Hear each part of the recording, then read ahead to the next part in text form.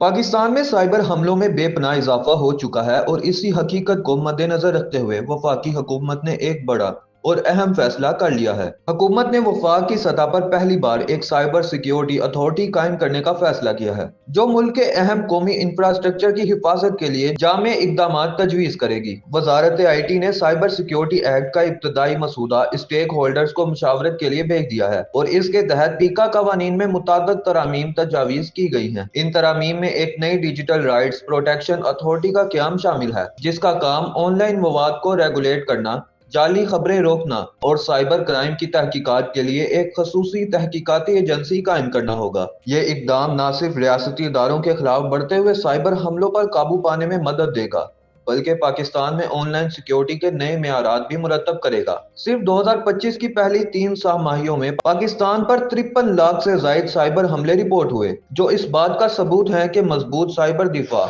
अब हमारी कौमी जरूरत बन चुका है।